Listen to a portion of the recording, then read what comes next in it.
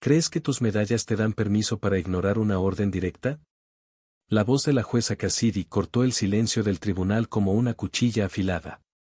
Su cabello rubio, cuidadosamente recogido, brillaba bajo las luces del recinto. Cada mirada se volvió hacia ella con una mezcla de respeto, sorpresa y temor. Era la jueza más joven en ocupar un asiento en el estrado, reconocida por su inteligencia afilada, su implacable sentido de la justicia, y una belleza que no usaba como escudo, sino como un recordatorio de que podía dominar cualquier sala con su presencia. Conocida por no tolerar la desobediencia bajo ninguna circunstancia. Al otro lado del estrado, de pie con la espalda recta pese al peso de los años, estaba un hombre de rostro endurecido y uniforme militar gastado. El sargento Thomas Blake, de 68 años, aún mostraba la robustez de antaño en sus anchos hombros, aunque el tiempo se había ensañado con su cuerpo. Una cicatriz cruzaba el costado de su cara como si fuera el trazo final de un mapa de batalla olvidado. Sus labios temblaban, presionados con fuerza, pero su mirada era firme como piedra. Sin pestañear, enfrentaba a la jueza como lo había hecho ante enemigos invisibles en tierras lejanas. Te hice una pregunta, repitió ella con firmeza, inclinándose hacia adelante, con el mazo en alto como si empuñara una espada de justicia. La escuché, respondió él finalmente, con una voz grave que parecía haber sido forjada por la arena y el fuego. Y mantengo mi decisión. Un murmullo cruzó la sala como una corriente de aire repentino. Expectativa, incredulidad, y algo más, respeto. ¿Qué decisión podría llevar a un héroe de guerra condecorado a desobedecer a una jueza federal? ¿Qué había detrás de ese no? Todo había comenzado aquella mañana, cuando la jueza Cassidy emitió una orden aparentemente sencilla. Una aparición obligatoria de todos los veteranos bajo su jurisdicción para ofrecer charlas en las escuelas secundarias locales. Solo una tarde para hablar con los jóvenes sobre la disciplina, el deber y el amor por la patria. Casi todos accedieron sin problemas. Menos uno. No cuento historias de guerra por entretenimiento, había dicho Blake en su primera comparecencia, negándose con firmeza. Pero ella insistió. Necesitamos recordarles a los jóvenes quiénes son los verdaderos héroes, dijo, convencida de que la visibilidad de estos veteranos podía inspirar una generación cada vez más perdida en sus pantallas. Esto va más allá de tu orgullo, añadió con severidad. Pero él, imperturbable, se negó de nuevo. Y así, se encontraron de nuevo, esta vez en sala abierta. Cara a cara. Él firme, ella decidida.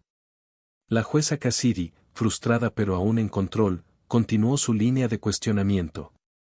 Sargento Blake, ¿es consciente de que su negativa puede ser considerada desacato? Lo soy, asintió él, sin titubeos.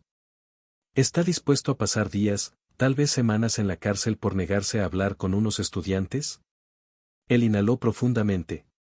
Señora, con el debido respeto, ya pasé suficiente tiempo entre muros. Un silencio aún más pesado cayó sobre la sala. Y entonces, sin que nadie lo esperara, ella cambió el tono. Su siguiente pregunta fue un susurro, suave, casi humano. ¿Por qué? Blake la miró, no como a una autoridad, sino como a una persona. Y en ese instante, su expresión se suavizó, como si bajara un escudo que llevaba años sosteniendo. ¿Quiere la verdad? Preguntó con voz áspera. Ella asintió. Tenía 19 años la primera vez que sostuve a un amigo moribundo entre mis brazos, dijo. Se llamaba Eddie. Acababa de cumplir 20. Tenía una novia llamada Rachel y una beca esperando en casa. Fue en las afueras de Fallujah. Nos emboscaron sin previo aviso. Su voz tembló, pero no se quebró. Un momento estaba haciendo chistes, y al siguiente, yo intentaba detener con mis manos la sangre que salía de su pecho. Esa fue la primera vez. Pero no fue la última. Ese día entendí lo que significa cargar con fantasmas. Cada vez que alguien me pide dar un discurso, cada vez que me invitan a inspirar a otros, veo a Eddie. Y a los otros 50 que no volvieron. No me niego por terquedad, continuó. Lo hago para proteger su memoria.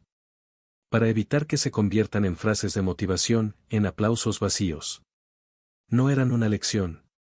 Eran personas. La jueza Cassidy parpadeó. El dolor en su rostro era genuino, pero su postura aún era firme. Aún así, algo en su mirada había cambiado. Todos llevamos cargas, sargento, dijo, más suavemente. Yo perdí a mi padre en la guerra del Golfo. Y sin embargo, cumplo con mi deber todos los días. Blake la miró fijamente. Entonces entiende por qué tengo que cumplir el mío. Un silencio largo, profundo, denso como una tormenta que no cae. En ese momento, ya no eran juez y acusado. Eran dos almas marcadas por la guerra en distintas formas.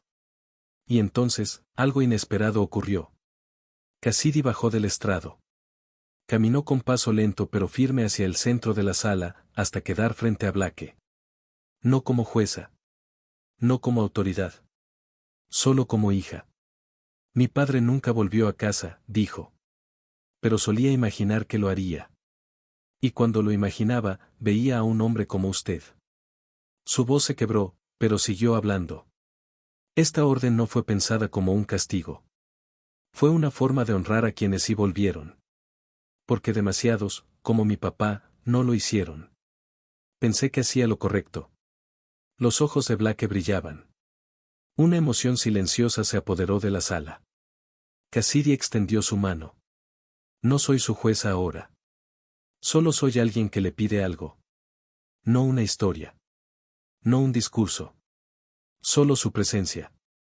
Usted de pie frente a esos jóvenes puede enseñarles más sobre el sacrificio que 1000 palabras. Ellos necesitan verlo. Necesitan sentir que existe algo por lo cual vale la pena luchar. Toda la sala contuvo el aliento. Blake miró su mano. Luego, sus ojos. Y lentamente, como si cada segundo tuviera peso, extendió la suya también. Se dieron la mano. Iré, dijo finalmente.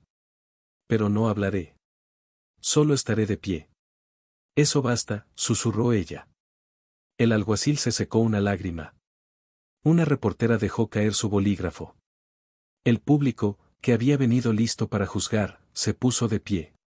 Una ovación lenta, creciente, profunda, como una ola que no se detiene. Y algo cambió en la jueza Cassidy. Entró a esa sala empuñando poder. Pero salió de ella habiendo ganado respeto. Porque el liderazgo no siempre se trata de autoridad. A veces se trata de humildad. Y el coraje no se encuentra solo en los campos de batalla. A veces aparece en silencio, en una sala de juicio, cargando fantasmas con honor. Estas historias no solo nos recuerdan el valor de quienes lo dieron todo por su país, sino también lo bajo que puede caer quien olvida lo que significa el honor y el respeto. Si esta historia te tocó el corazón o te hizo reflexionar, te invito a dejar tu opinión en los comentarios. ¿Qué habrías hecho tú en esa situación?